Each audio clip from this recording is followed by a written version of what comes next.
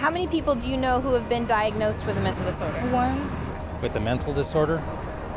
2. I'm sure a couple. I know a few. About 3 or 4 personally. Probably 4. Half a dozen? I'll say about 9. At least a dozen. I'll bet I could count 15. 20 that I personally know.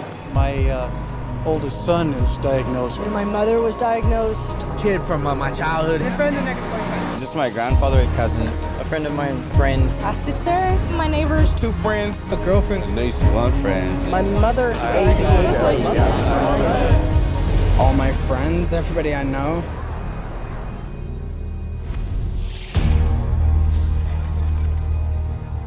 An apparent flood of mental illness is all around us. Where is this coming from? Psychiatrists, whose Diagnostic and Statistical manual can label anyone walking the earth today as mentally ill.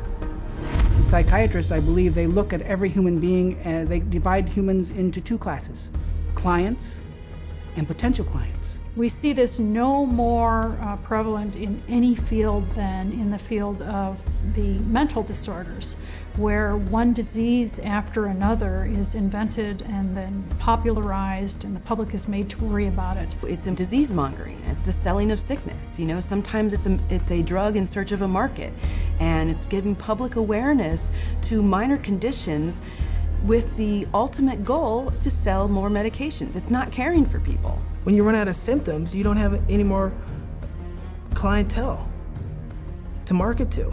So you have to invent disease. And with psychiatric medications, you can invent diseases all day long.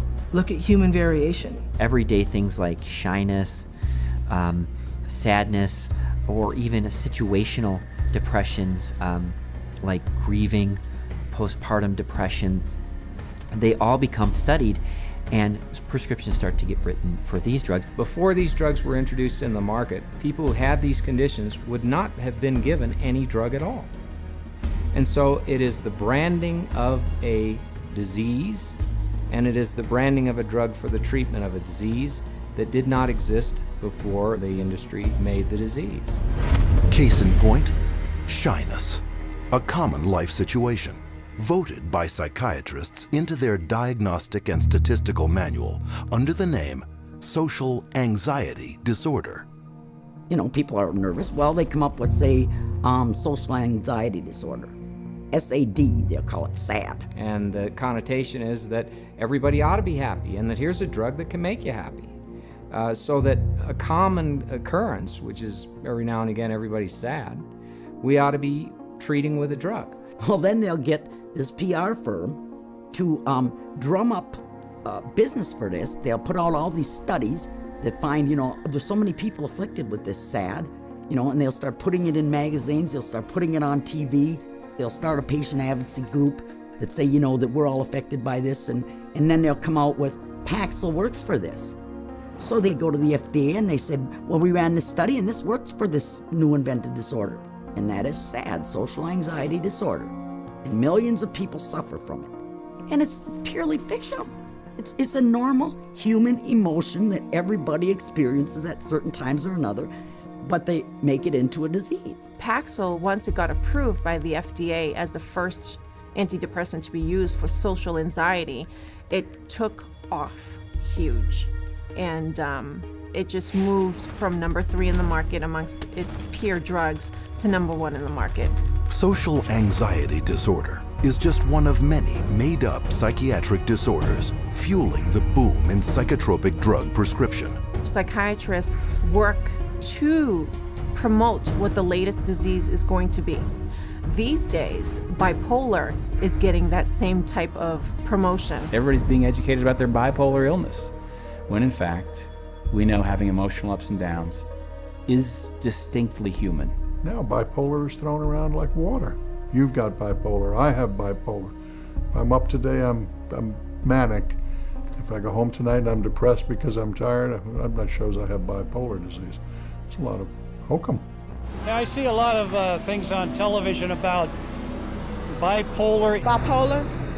You know, they talk about bipolar a lot. My oldest son was diagnosed with bipolar. Bipolar. I've known a lot of bipolar. 2 friends from both of them were like diagnosed with bipolar. Some people I know that are bipolar. My neighbor, she was bipolar. I was diagnosed with bipolar. My mother had bipolar. He was actually bipolar. Schizophrenic bipolar. Bipolar and obsessive compulsive. Bipolar and ADHD. Bipolar disorder. Bipolar, yeah. Bipolar situation. Bipolar. Bipolar. Bipolar. Bipolar. Bipolar. There are 3 personality disorders, and then the most recent is bipolar. And that's just been in the past year. Spearheading the popularizing of bipolar disorder, especially in children, is psychiatrist Dr. Joseph Biederman, a paid speaker, advisor, and researcher for 25 different drug companies. In 1996, the drug companies funneled all this money to this Dr. Biederman. He's well known. He's the one that came up and said that there's bipolar disorder in little kids. This was unheard of. There was no bipolar disorder in any kids. He came up with the study and published the articles out all over the world, and other doctors followed his lead that bipolar is in little kids. Due to the constant promotion by Dr. Biederman and his colleagues, there has been a 4,000% increase of the diagnosis of bipolar in children since 1994, while the number of antipsychotics prescribed to them has leaped 5-fold to an estimated 2.5 million prescriptions. In 2008, Dr. Biederman was exposed by a Senate investigation for failing to report $1.6 million in personal income from pharmaceutical companies. But the damage had been done. Because of the bipolar fad created by Dr. Biederman, antipsychotics, some of the most powerful psychotropic drugs being prescribed, are psychiatry's drug of choice. The top 3 best-selling antipsychotics together gross $25,000 every minute.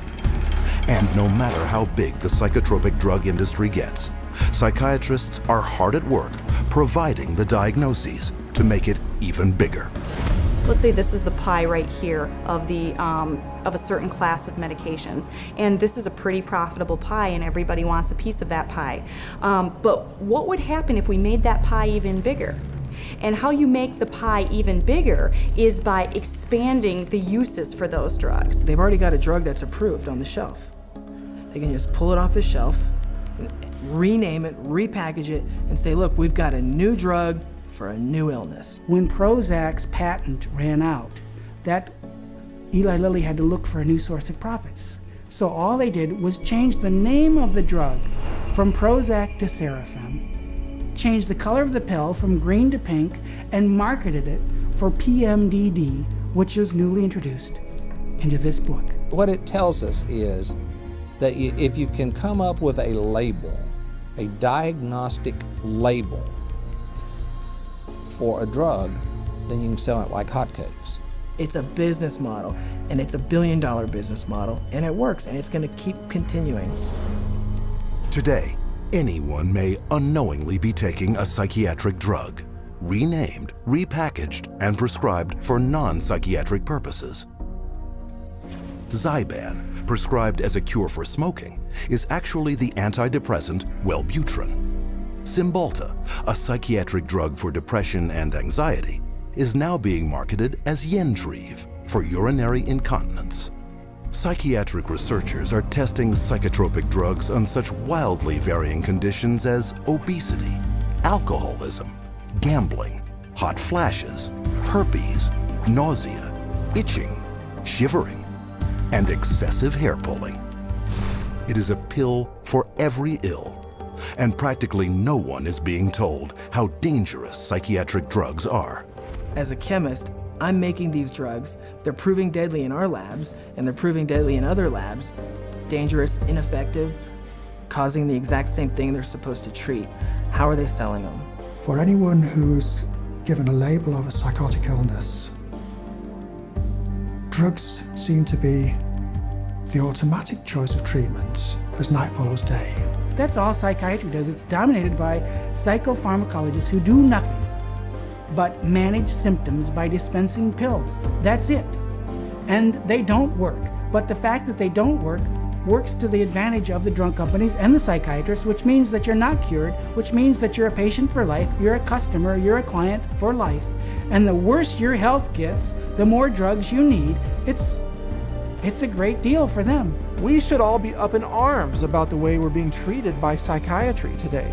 This is a very dangerous industry that has gone so far overboard in inventing fictitious diseases and drugging our children and our population that I consider it to be engaged in crimes against humanity. With over $80 billion a year in psychiatric drug money at stake, it is impossible to escape the saturation of psychiatric disease mongering in today's society. But behind the marketing lurks a secret psychiatry's customers would be shocked to learn. How are these drugs tested? And are they safe?